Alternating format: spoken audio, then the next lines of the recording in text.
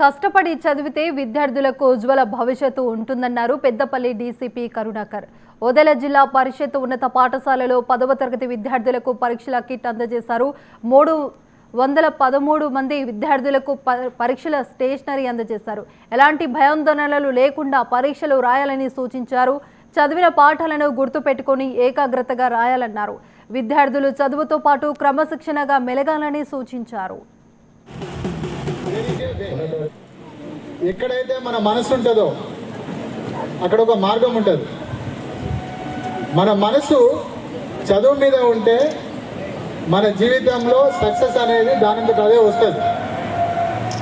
Success రావాలంటే మన లోపల క్రమశిక్షణ ఉండాలి, పట్టుదల ఉండాలి, విశ్వాసం ఉండాలి, మన పైన మనకు నమ్మకం ఉండాలి. Because of confidence. ఆ కాన్ఫిడెన్స్ అనేది మీ లోపల ఉండాలి. మీ మీద మీకు నమ్మకం ఉండాలి. ఆ నమ్మకం ఉన్నట్టయితే, పట్టుదల ఉన్నట్టయితే సక్సెస్ అనేది దానంతట అదే వస్తుంది. ఇప్పటి నుంచైనా సరిగా చదివినట్టయితే ఇంకొక 2 డేస్లో ఎగ్జామ్స్ స్టార్ట్ అవుతున్నాయి. ప్రతి ఎగ్జామ్కి మధ్యలో ఒక 2 డేస్ గ్యాప్ వస్తున్నట్టున్నది. 48 hours టైం మీకు ఉంటుంది.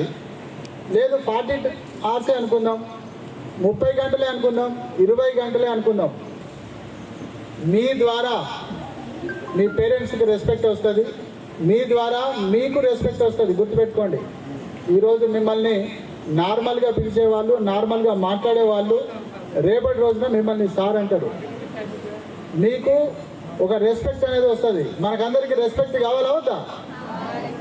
కావాలంటే సక్సెస్ కావాలి. సక్సెస్ కాకుండా మనం ఎన్ని స్టోరీలు చెప్పినా కూడా ఎవడు వినడు. మన జ్ఞానాన్ని ఇతరులకు మేలు చేయడం కోసం వాడాలి, ఇతరులకు మంచి చేయడం కోసం వాడాలి, మనం బాగుపడడం కోసం వాడాలి.